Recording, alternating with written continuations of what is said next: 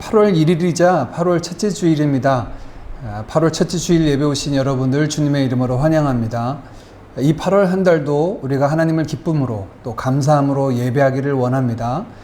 다 같이 자리에서 일어나셔서 묵도하심으로 8월 첫째 주일 예배 하나님 앞에 올려드리겠습니다. 너희는 여호와께 감사하며 그 이름을 불러 아뢰며 그 행사를 만민 중에 알게 할지어다. 그에게 노래하며 그를 찬양하며 그 모든 기사를 말할지어다. 찬양과 영광 받으시기에 합당하신 하나님 아버지, 오늘도 모든 드림 가족들 그 선자리에서 한 마음으로 주를 찬양하며 예배케 하시니 감사드립니다. 감사로 하나님께 나아가며 즐거이 주를 찬양할 때 우리 예배 가운데 좌정하사 홀로 영광 받아 주옵소서. 예수님의 이름으로 기도하옵나이다. 아멘.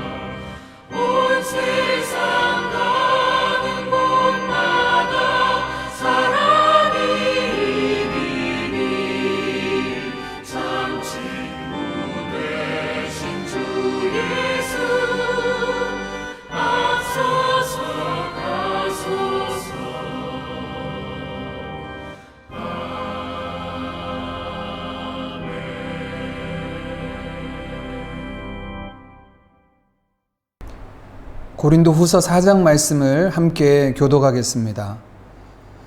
우리가 이 보배를 질그릇에 가졌으니 이는 신이 큰 능력은 하나님께 있고 우리에게 있지 아니함을 알게 하려 함이라.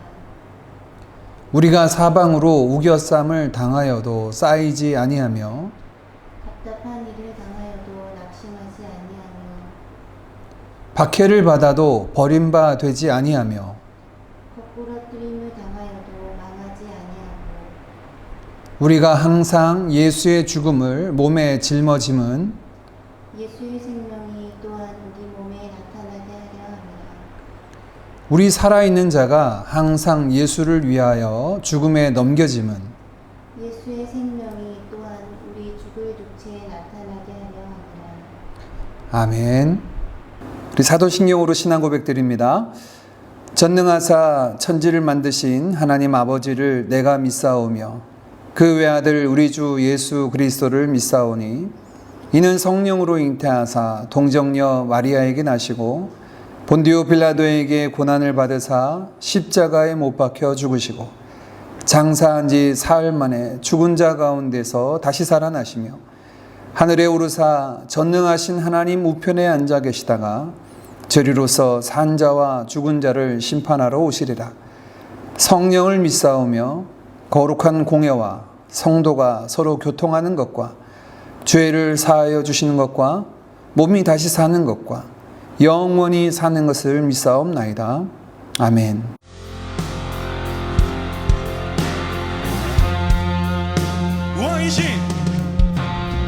왕이신 하나님 높임을 받으소서.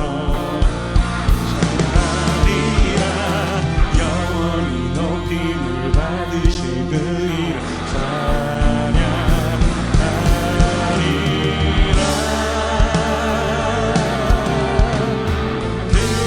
그리스도 진리로 다스리는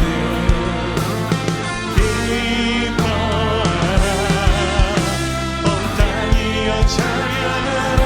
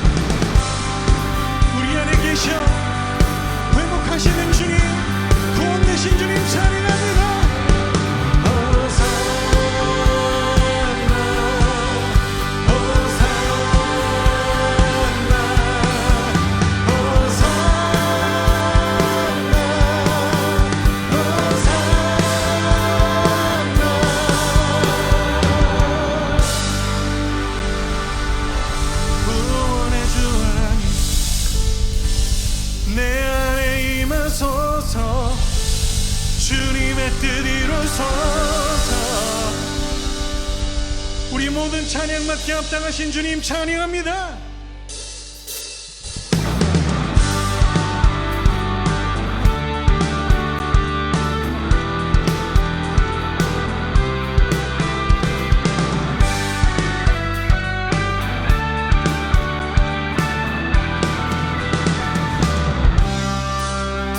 나는 주만 높이리 결코 내만 면치 않네 세상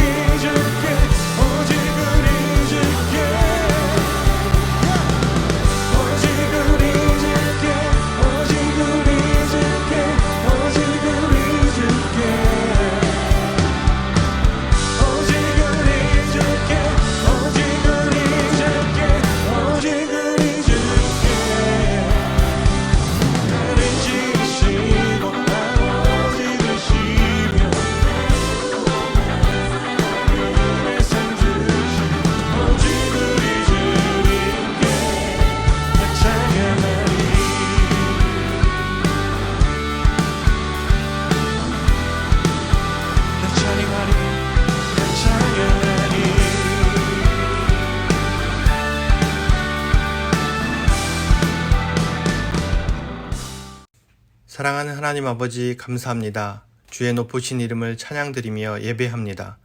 비록 비대면으로 드리지만 하나님께 예배할 수 있는 은혜 주심을 감사드립니다. 만물보다 심히 부패한 것이 인간의 마음이라 했습니다. 우리 마음속에 세상을 사랑하는 마음이 아직도 많음을 고백하고 여전히 입술로는 주님을 사랑한다가 고백하면서도 행위로는 그렇지 못했던 저희의 완악함과 연약함을 회개합니다. 이 시간 주님의 긍휼하심으로 용서하시고 보혈의 피로 깨끗이 씻어 주시옵소서. 이 시간 코로나를 위해서 기도드립니다. 벌써 1년 반이라는 시간이 지나가고 있지만 아직도 그 기세가 꺾일 줄 모르고 저희 마음속에서도 낙담과 피로의 마음이 커져가는 것 같습니다. 부디 저희를 긍휼히 여기시고 불쌍히 여겨주셔서 이 위기를 지혜롭고 담대하게 잘 극복하게 하시고 낙담하거나 포기하지 않도록 저희의 마음을 견고히 붙들어 주시옵소서. 백신과 치료약 개발을 위해서 종사하는 모든 이들에게 사명감을 더하시고 지혜를 부어주셔서 온전한 치료제가 하루속히 개발될 수 있도록 은혜를 더하여 주시옵시고 나라의 위정자들이 국민의 건강과 안전을 위해서 진심으로 고민하고 기도하는 은혜가 있기를 기도합니다. 드림교회 성도님들 한 분 한 분의 삶의 축복을 위해서 기도드립니다. 특별히 이번 주 김양민 형제님 가정에 너무너무나도 특별한 생명을 보내주시고 온 성도가 함께 축복하며 기뻐할 수 있음을 감사드립니다. 이 귀한 생명을 통해 김양민 형제님 가정에 기쁨이 넘치고 나아가 브리스길라와 아굴라와 같이 주님의 귀한 일에 더 크게 쓰임받는 그런 가정이 되게 하여 주시옵소서. 직장을 위해서 가족의 건강과 영적 구원을 위해서 기도하는 기도 제목마다 주님 응답하여 주셔서 더 많은 기도의 간증과 은혜를 나눌 수 있도록 축복하여 주시옵소서. 우리의 예배를 받으시는 하나님, 이 시간 예배를 위해서 기도합니다. 비록 비대면으로 함께 모여 기도하고 찬양하며 예배드릴 수는 없지만 각각의 처소에서 드려지는 저희 예배가 온전히 주님께 연락되어지는 신령과 진정의 예배가 되게 하여 주시옵소서. 말씀이 선포되어질 때 놀라운 치유와 회복이 있게 하시고 하나님을 찬양할 때 우리의 심령이 회복되기를 기도합니다. 단위에 세우신 장서원 목사님의 주님의 의로운 손으로 붙드시고 강건케 하시며 온전히 하나님의 말씀을 대언하기에 부족함이 없도록 주님 통로로 사용하여 주시옵소서. 이외 예배를 위해 수고하시는 전도사님 이하 모든 드림교회의 귀한 봉사의 손길을 기뻐 받아 주시옵소서. 모든 것을 주께 의지하옵고 살아서 역사하시는 예수 그리스도의 이름으로 기도드리옵나이다. 아멘. 교회 소식 함께 나누도록 하겠습니다. 시작된 8월 한 달도 우리가 선 그곳에서 하나님을 예배하기를 원하고 또한 이 8월 한 달 동안 모든 상황이 안정되어서 또 변화된 상황 속에서 모여 예배할 날을 기대하고 소망합니다. 만나는 그날까지 우리 모든 성도님들 또 건강하시기를 또 힘써 하나님을 예배하는 우리 모두 되기를 원합니다. 지난 한 주도 우리 한국과 싱가포르 상황이 나아지지 않고 계속 이어지고 있습니다. 조국 대한민국과 우리가 있는 이 싱가포르 땅을 위해서 기도하고 두 나라뿐만 아니라 열방에 고통받고 있는 많은 이들, 선교지에 있는 우리 선교사님들과 사역 위하여 함께 기도하기를 원합니다. 하반기 훈련이 8월 15일 주일부터 시작이 됩니다. 이번 하반기 훈련은 두 과정이 진행되는데요. 우리 상반기에 나누었던 성장하는 제자반을 주중밤 또는 주말반으로 10주간 과정으로 엽니다. 특별히 우리 형제님들 중에 함께 하기를 원하고 또 상반기에 함께 하지 못했던 자매님들도 함께 여러분 동참해서 우리 자신이 예수님을 따르는 제자로 세워지기를 원합니다. 또한 더불어서 상반기에 성장하는 제자를 마치셨던 분들은 이제 사역하는 제자 과정을 10주간 이어서 진행됩니다. 우리 다음 주까지 여러분 신청해 주시고 8월 셋째 주일 그 주간부터 함께 모여 또 훈련받고 그리스도를 따르는 삶에 매진하는 우리 모두 되기를 원합니다. 지난주 수요일 김양민 한지연 성도님 가정에 또 귀한 생명을 하나님께서 보내주셨죠. 딸 셋째 이름은 김유하로 정했습니다. 여러분 마음 다하여 축복해 주시고 함께 기뻐해 주셔서 감사하고요. 이 땅에서 시작된 삶을 하나님께서 주관하시고 또한 하나님의 영광을 위하여 쓰임받는 삶 되도록 여러분 함께 기도해 주시고 격려해 주시기를 바랍니다. 8월 한 달 생일 맞은 우리 지체들 함께 축복하기를 원합니다. 8월 첫째 주일입니다. 우리 옆에 앉아서 예배드리는 가족들, 또 화면 건너편에 있는 우리 드림 지체들을 향하여서 우리 함께 마음 다하여 축복하도록 하겠습니다. 함께 축복하겠습니다. 주님의 사랑이 당신을 통해 온 세상 가운데 전해지기를 주님은 나무 당신을 가지니 사랑의 열매 맺기 축복해요. 주님의 축복이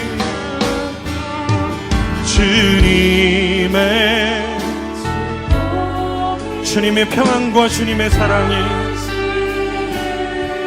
우리의 부르신 자리 가운데 온 열방 가운데 흘러가기를 주님은 나무 당신을 가지니 사랑의 열매 맺기 축복해요.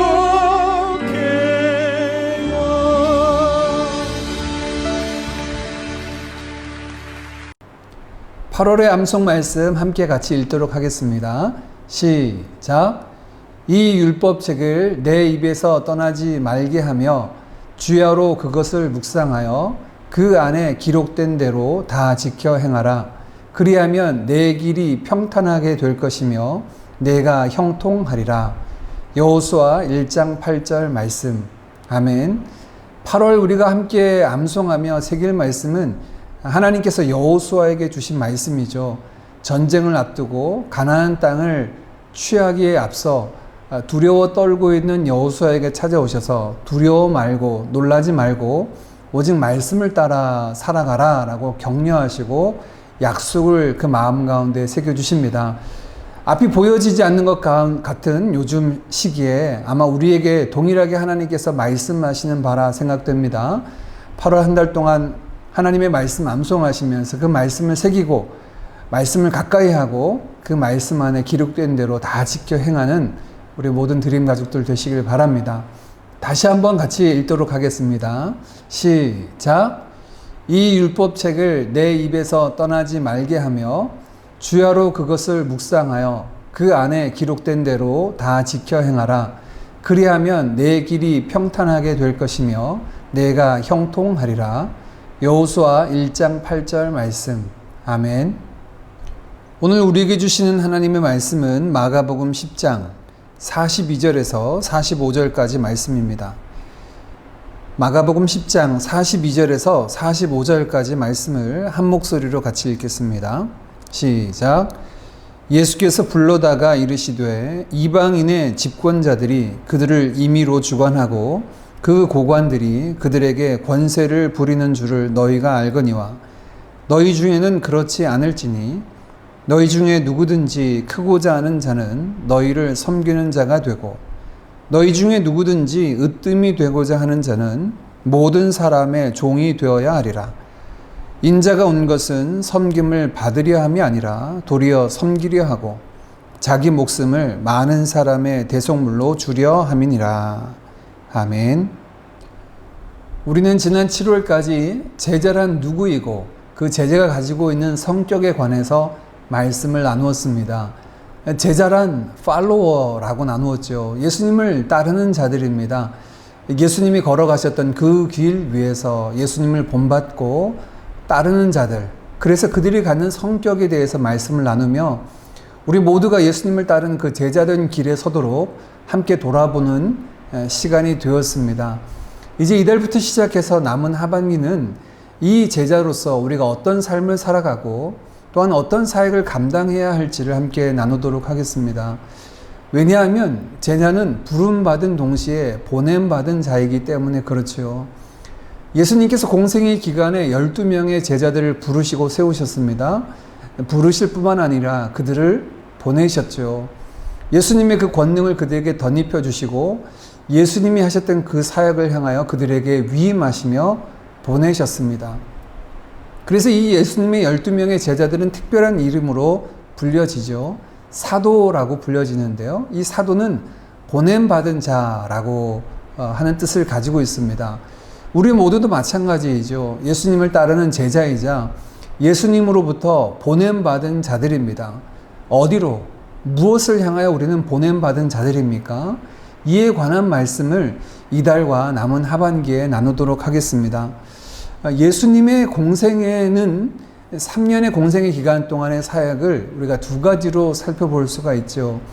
예수님의 공생애를 잘 설명하는 구절로 예수님은 가르치시고 전파하시고 고치셨다 하시는 세 가지 사역으로 대변할 수가 있습니다. 뿐만 아니라 예수님의 그 지상 사역에 가장 중요했던 사역은 바로 십자가라고 할 수가 있죠. 6월절 어린이 양 되신 예수님, 그래서 친히 자기 자신을 그 십자가 위에서 피 흘리시고 우리를 대신한 대속제물이 되어주셨던 사역이 또한 예수님의 중요한 지상사역 중에 하나입니다. 예수님께서 이 땅 가운데 계시면서 하셨던 이 두 가지 사역, 많은 사람들에게 가르치시고 전파하시며 하나님 나라가 무엇인지 어떤 것인지를 알려주셨고 그들의 모든 연약한 것과 죄를 고쳐주셨던 사역, 또한 이를 위하여 자기 자신을 내어주셨던 십자가의 대속의 사건을 우리가 들을 수 있습니다. 이 두 가지 사역 모두 같은 방법론을 가지고 사역하셨음을 우리는 성경을 통해서 알 수가 있는데요. 즉 예수님은 가르치시고 전파하시고 고치시는 사역에도 또 십자가 사역에도 동일한 방법론, 동일한 도구를 사용하고 계십니다. 예수님은 혼자 가르치시고 전파하시고 고치시지 않으셨죠. 초기에는 혼자 사역하셨지만 이후에는 12명의 제자를 부르시고 그들과 함께 사역하셨고 또한 그들에게 이 사역을 위임하셔서 너희들이 각동각처로 가서 이와 같이 하라라고 보내셨습니다. 위임하시는 모습이 있습니다. 예수님의 지상사역을 홀로 하시지 않고 제자들에게 위임하셨죠. 또한 예수님의 십자가와 부활도 마찬가지입니다. 부활하신 예수님은 다시금 제자들을 찾아와 만나주셨고 땅끝까지 이르러 주님의 그 부활의 소식, 우리의 구원의 놀라운 사실을 전하라 라고 말씀하셨습니다. 즉 예수님의 십자가 사역에 대해서는 이 제자들을 그 십자가 사역의 증인으로 삼으셔서 전파하게 하셨죠. 즉 예수님의 이 모든 사역을 그 방법론을 한 가지로 이야기한다면 바로 제자도라고 말할 수가 있을 것입니다. 마가복음에서 우리가 그것을 좀 더 분명하게 알 수가 있는데요. 3년의 공생의 기간 동안 예수님은 제자들을 부르셨고 그들과 함께 하셨죠. 그들과 함께 하시면서 예수님은 때때로 예수님의 그 사역의 가장 중심, 핵심에 십자가가 있음을 알려주셨습니다. 예수님이 죽으시고 3일 만에 다시 살아나야 하실 것을 적어도 3차례에 걸쳐서 제자들에게 알려주셨고 특별히 마가복음에는 그 3차례의 순환 예고에 있어서 순환에 대해서 예고하실 뿐만 아니라 제자들에게 이 제자도를 알려주시는 기회로 삼고 있음을 알 수가 있습니다. 가장 먼저는 예수님이 8장 31절 말씀에 베드로의 신앙 고백이죠. 주는 그리스도시요 하나님의 아들이십니다 라는 신앙 고백을 들으시고 예수님의 순환을 예고하십니다. 죽으시고 3일 만에 다시 살아나야 하실 것을 말씀하신 이후에 그리 마옵소서 하는 이 베드로를 향하여 사단아 내 뒤로 물러가라 라고 말씀하신 이후에 예수님은 누구든지 나를 따라오려거든 자기를 부인하고 자기 십자가 지고 나를 따르라 라고 말씀하시며 누구든지 살고자 하는 자는 죽을 것이고 나를 위해 죽고자 하는 자는 그는 생명을 얻을 것이다 라고 말씀해 주셨습니다. 예수님의 두 번째 순환 예고는 9장 중반인데요. 9장 31절 말씀에 보니 갈릴리 사역이 거의 마쳐질 즈음에 예수님은 다시 한 차례 제자들에게 예수님이 고난받으시고 죽으실 뿐 아니라 3일 만에 다시 살아나실 것을 예고하시면서 너희들도 이와 같이 섬기는 자가 되라 라고 말씀하셨습니다. 예수님의 공생의 기간에 이렇게 십자가 사역을 알려주시며 십자가 사역이 당신 자신의 혼자의 사역이 아니라 그것을 통하여서 제자들은 어떻게 해야 하는지를 알려주시는 제자도에 관한 말씀을 전해주셨습니다. 오늘 우리가 살펴본 이 말씀은 예수님의 세 번째 순환 예고입니다. 이제 갈릴리 사역을 마치시고 예루살렘으로 향하여 올라가시는 도중에 예수님 제자들에게 마지막으로 그 예루살렘에 올라가셔서 당하실 일에 관해서 예고해 주십니다. 32절 말씀입니다. 예루살렘으로 올라가는 길에 예수께서 그들 앞에 서서 가시는데 그들이 놀라고 따르는 자들은 두려워하더라. 이제 갈릴리 사역을 모두 마치고 예루살렘을 향하여 올라가시며 그 예루살렘에서 행하실 사역을 말씀하시는데 예수님이 앞서 가시고 뒤따르는 제자들이 예수님을 바라보며 예수님을 보고 놀라고 두려워했다라고 이야기를 합니다. 예수님의 어떤 모습이 제자들을 놀랍게 했고 두려워하게 하였을까요? 이후에 이어지는 33절과 34절 말씀은 예수님 마지막 세 번째 순환 예고입니다. 아주 구체적으로 예루살렘에서 당할 일에 대해서 말씀하시는데 예루살렘에 올라가면 대제사장들과 서기관들에 의해 넘겨지게 되고 그들은 예수님을 이방인의 손에 넘겨서 이방인에 의해서 침뱉음을 당하고 채찍질 당하고 모욕당한 이후에 죽음에 넘겨지고 그리고 3일 만에 다시 살아나야 하실 것을 제자들에게 예고하신 것이죠. 이렇게 말씀하시는 예수님, 즉 죽음을 향하여 올라가시는데 그 모욕과 치욕과 고통의 자리를 향하여 올라가시는 예수님의 모습 속에 오히려 제자들은 그 모습을 보고 놀라고 두려워했습니다. 어떤 모습에서일까요? 예수님이 그 죽음을 향하여 달려가시는 모습이 두려워하거나 주저하거나 멈칫하는 모습이 아니라 오히려 더 능력 있고 담대하게 당당하게 올라가시는 그 모습이 제자들 보기에 놀랍고 두려워할 정도의 모습이었음을 우리에게 보여줍니다. 예수님은 십자가를 향하여 올라가실 때 망설이지 않으셨습니다. 그것을 고민하지 않으셨습니다. 그것을 향하여 보는 이들조차도 두려워하고 놀랄 만큼 담대하게 그 십자가를 향해 올라가셨죠. 바로 그때 예수님의 제자 중 세베대의 두 아들인 야고보가 요한이 예수님에게 간청하는 내용이 오늘 본문에 있습니다. 그들의 간청이 37절에 나옵니다. 여짜오되 주의 영광 중에서 우리를 하나는 주의 우편에 하나는 좌편에 앉게 하여 주옵소서. 자, 예수님께서 예루살렘에 올라가셔서 영광을 받으신다라고 말씀하시는데 그 영광은 사실 예수님의 순환, 십자가를 통하여 하나님 앞에 영광 올려질 모습이었지요.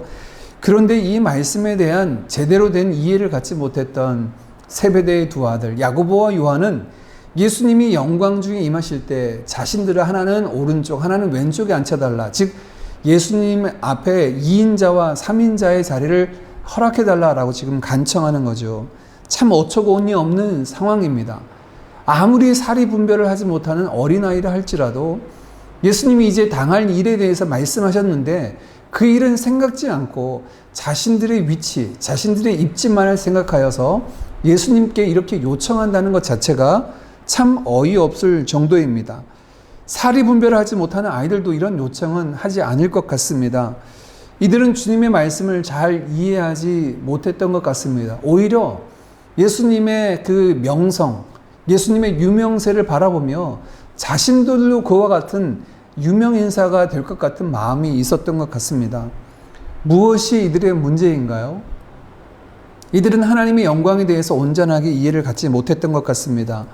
이들을 향하여 예수님은 38절 이렇게 말씀하십니다. 예수께서 이르시되 너희는 너희가 구하는 것을 알지 못하는도다. 내가 마시는 잔을 너희가 마실 수 있으며 내가 받는 세례를 너희가 받을 수 있느냐? 너희가 구하는 그 영광을 너희가 제대로 이해하지 못하고 있구나 라고 말씀을 하고 있습니다. 이런 것을 우리는 보통 동상이몽이라고 하죠. 예수님은 십자가를 통하여 나타낼 하나님의 영광을 바라보고 있는데 이들은 그 하나님의 영광이라고 하는 것을 다른 측면에서 이해하고 있는 것입니다. 높은 자리에 올라와 그것을 군림하고 다스리는 자의 자리에 앉는 것, 그것이 영광이라고 생각하고 있는 거죠. 예수님 그들을 향하여 내가 마시는 잔을 네가 마시고 내가 받는 세례를 받을 수 있겠느냐라고 질문하실 때 이 둘은 그러겠습니다 라고 대답을 합니다. 이 대답대로 야고보는 사도 중에 최초의 순교자로 죽게 되고 요한은 반모섬에 유배되어서 주의 말씀을 전하는 자가 되는 것을 보게 됩니다. 이런 하나님의 영광에 대해 무지한 제자들에게 주님은 하나님의 나라와 그 권세에 대해서 가르쳐 주십니다. 우리 42절 말씀을 같이 읽어보겠습니다. 시작.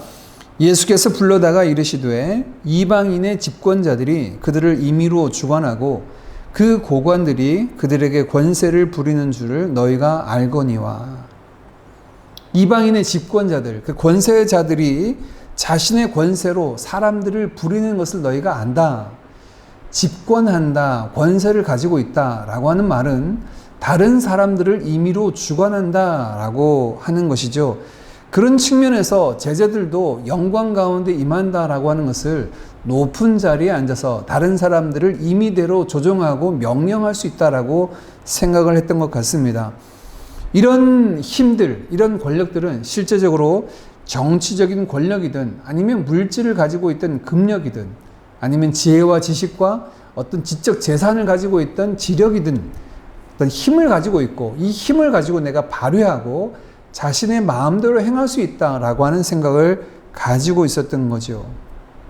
그런데 예수님은 하나님의 나라, 하나님의 영광은 그와 같지 않다라고 말씀하시며 43절, 44절 이렇게 설명해 주십니다. 우리 43절, 44절도 같이 읽겠습니다. 시작.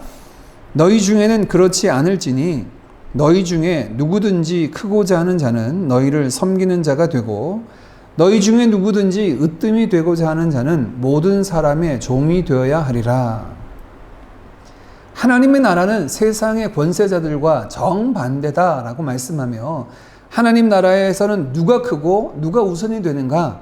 그 나라는 섬기는 자, 종이 되는 자가 크고 우선하는 자가 된다 말씀하시는 겁니다.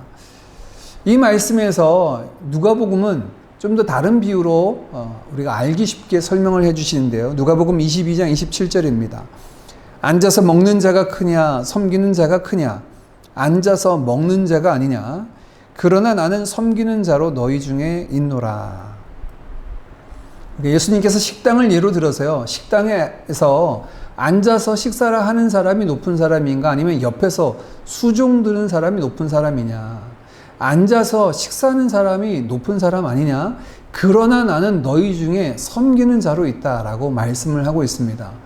세상의 원리와 세상의 기준과는 정반대의 기준과 원리가 하나님 나라에 있음을 말씀하시는데요. 세상에는 앉아서 섬김을 받는 사람이 높고 큰 사람이라고 생각하지만 하나님 나라는 그 반대고 그래서 예수님은 그 하나님 나라에서 섬기는 자로 계시다라고 말씀하시고 오늘 이 마가복음에서는 마지막 제자들에게 전해주시면서 이렇게 설명해 주십니다. 45절입니다. 인자가 온 것은 섬김을 받으려 함이 아니라 도리어 섬기려 하고 자기 목숨을 많은 사람의 대속물로 주려 함이니라. 하나님 나라에는 이 역전이 있다라고 말씀을 하고 있는 거죠. 예수님께서 세 차례 순환을 예고할 때마다 그 순환과 더불어서 제자들에게 제자로서 어떤 삶과 사역을 감당해야 될지 그 제자도에 관해서 말씀해 주셨는데 오늘 본문의 그 세 번째 순환, 마지막 순환 예고에 있어서는 야고보와 요한에게 말씀하시면서 그들에게 제자도에 관해서 말씀해 주십니다. 제자는 섬기는 자다라고 말합니다. 제자는 종된 자다라고 말씀합니다. 누구의 종입니까? 하나님을 섬기는 종, 물론 당연히 그것을 포함하죠. 그러나 거기서 멈추지 않고 오늘 예수님은 다른 사람들을 향하여서도 섬기는 자리에 있는 것이 제자된 자의 모습이다라고 말씀을 하고 있습니다. 우리가 제자로 사역한다는 것은 유명해진다는 것을 의미하지 않습니다. 우리가 제자가 된다는 것은 어떠한 능력과 힘을 가지고 가진 그 힘을 휘두른다라고 하는 것도 뜻하지 않습니다. 제자가 된다는 것은 낮아지는 것이고 주님을 본받아 섬기는 자리에 선다는 것을 말씀하고 있는 거죠. 가정에서도 섬기는 자가 되어야 하고 학교와 직장에서도 섬기는 자가 되어야 하고 우리가 만나는 수많은 만남에서도 섬기는 자가 되어야 합니다. 내가 그리스도인으로서 예수 그리스도의 제자가 되었는가라고 하는 것을 확인하는 장이 바로 여기에 있습니다. 우리의 삶의 자리를 보며 나는 어떤 섬기는 자리에 있는가, 그것이 저와 여러분의 제자됨의 척도입니다. 우리의 삶에 섬기는 그 섬김이 바로 나의 제자됨을 확인할 수 있는 장이기 때문에 그렇습니다. 우리의 것을 내어주기까지 지금 섬기고 계십니까? 그렇다면 여러분 너무 잘하시는 것입니다. 당신의 것을 내어주기까지 섬기신 주님을 온전히 따르는 제자로서 살아가는 삶이기 때문입니다. 그런데 이런 섬김이 쉽지 않죠. 이런 섬김을 방해하는 요소들이 있습니다. 왜냐하면 오늘 본문에서처럼 이 야고보와 요한처럼 우리의 본성상 다른 사람에게 이렇게 섬기는 것보다 섬김을 받기를 원하고, 다른 사람에게 명령을 받는 것보다 다른 사람을 주관하는 것을 원하는 것이 우리의 모습이기 때문에 그렇죠. 그러니 섬기기보다 섬김 받는 것이 좋고, 다른 이들을 주관하는 그 더 높은 자리를 사모하고 그 위에 앉기를 원하는 것이 인간의 본성입니다. 간혹 교회에서도 이렇게 오해하시는 분들이 계십니다.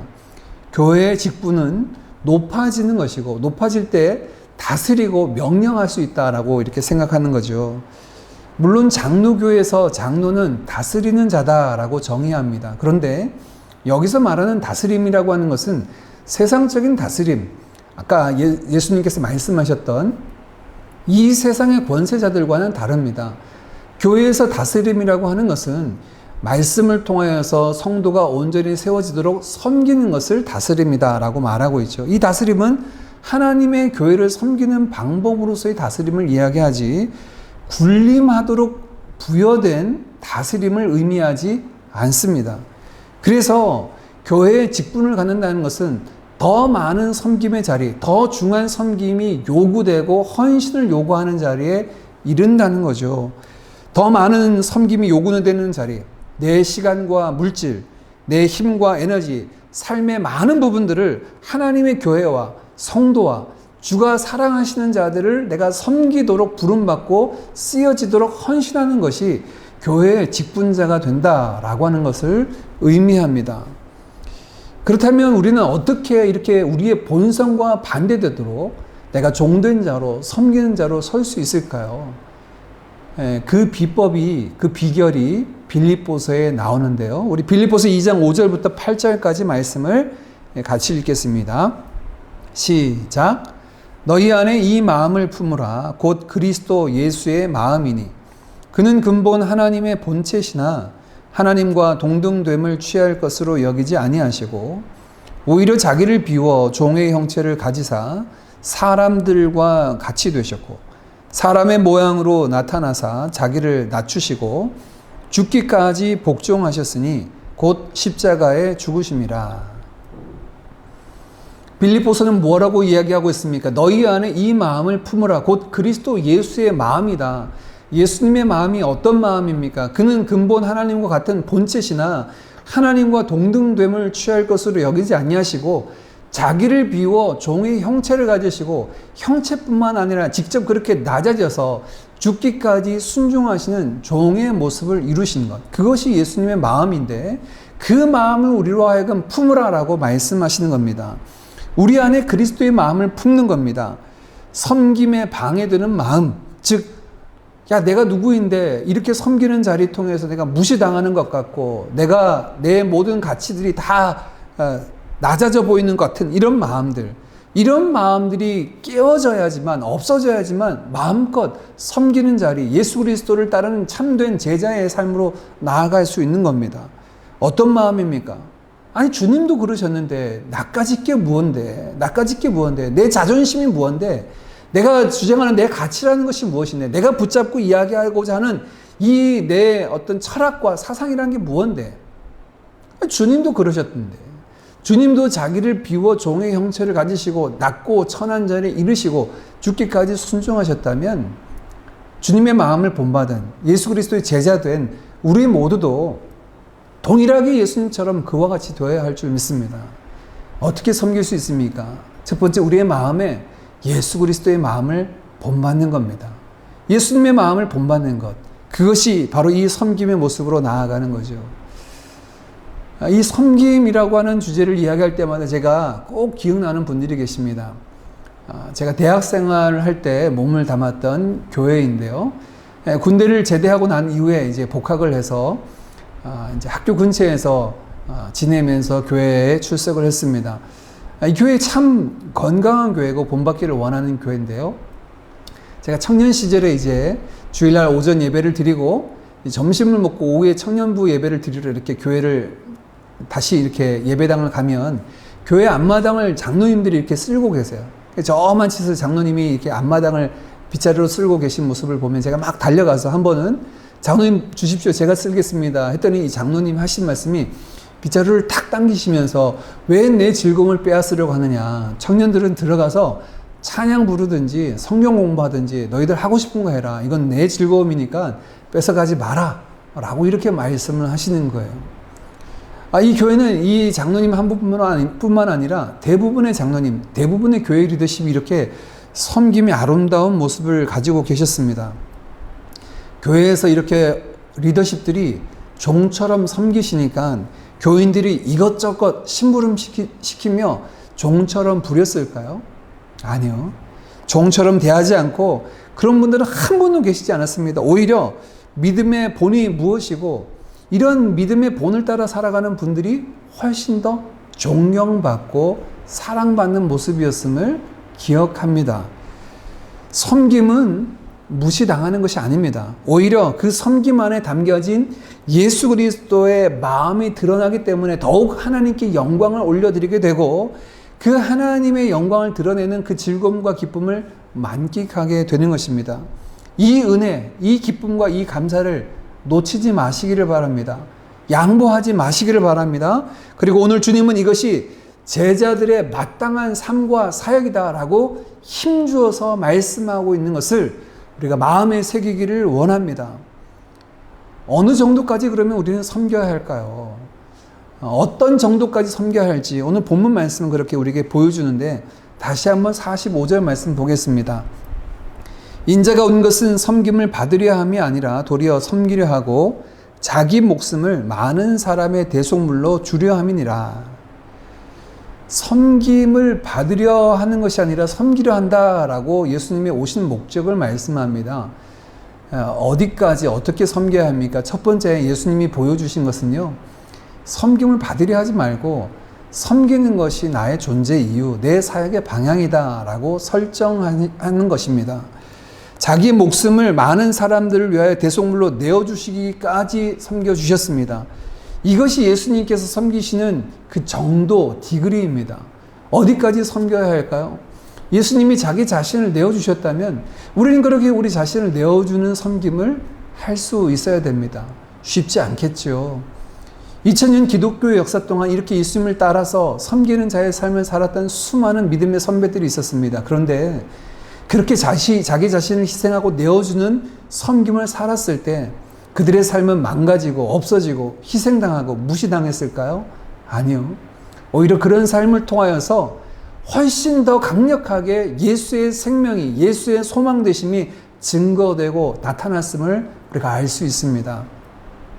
우리 한국 기독교 역사에서는 손양원 목사님이 아마 그 대표적인 인물이라 생각되는데요. 많은 사람을 위해 특별히 여수의 애양원이라고 하는 나병 환자촌에서 그들을 섬기는데 자신의 입으로 그들의 환부를 빨아주기까지 섬겨주셨던 모습들을 그 후기에 많은 사람들의 증언을 통해서 나타나죠. 그런데 많은 분들이 그렇게 얘기합니다. 그렇게 자기 자신을 내어주기까지 사랑하면 아이고 왜 저렇게 바보처럼 살아가는가, 왜 저렇게 자기의 모든 것을 내어주는가 라고 사람들이 그렇게 말할 것 같았는데 오히려 반대로 주변의 많은 사람들이 이 손양원 목사님을 바라보며 사랑의 원자탄이다 라고 하는, 사랑의 핵폭탄이라고 하는 별명을 지어줄 정도로 그분의 모습을 기억하고 있는 것을 우리가 알 수 있습니다. 어디까지 섬겨야 될까요? 예수님이 보여주셨던 그 본을 따르는 것이 마땅합니다.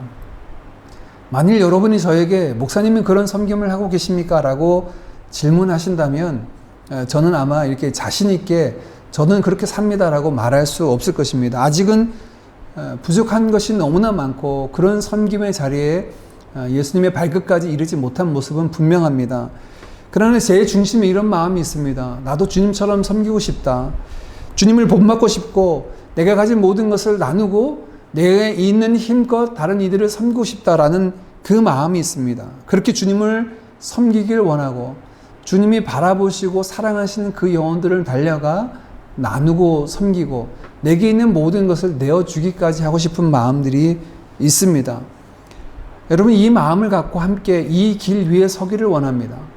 예수님을 따르고 예수님께서 맡겨주신 그 삶을 향하여 보냄받은 자로 살아갈 때 어떤 자로 우리는 살아가야 하는가? 그것은 바로 종된 자의 삶, 섬기는 자의 삶입니다. 섬기러 오셨던 예수님을 따라가기를 원합니다. 본받기를 원합니다.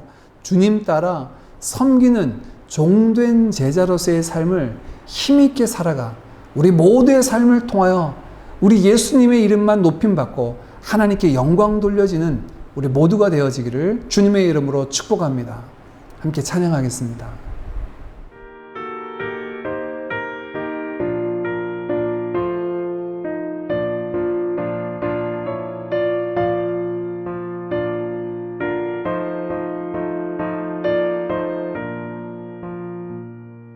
주님의 마음을 본받는 자, 그 맘에 평강이 찾아오면 험악한 세상을 이기니 하늘로부터 임함이로다. 주님의 마음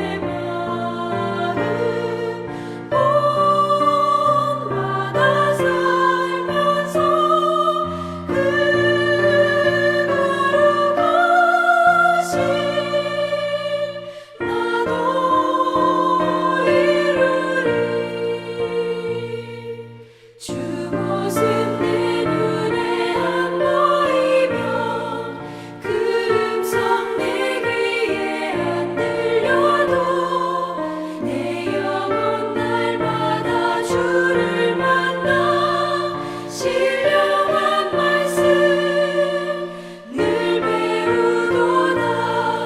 주님의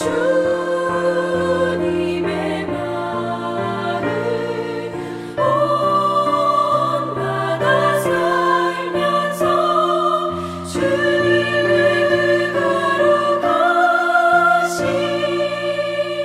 나도 이루리.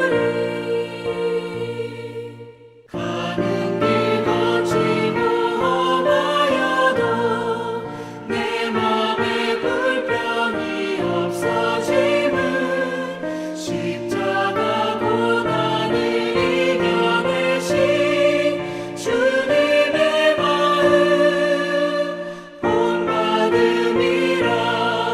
주님의 마음 본받아 살면서 주님의 거룩하신 나도 이루리. 주 예수 세상에 다시 오실 그날의 무성도 변화하여 주님의 빛나는 그 영상을 다 함께 보며 주 찬양하리. 주님의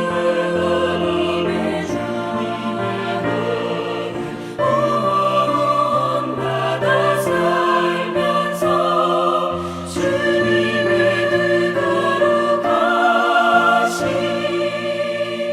나도 이루리.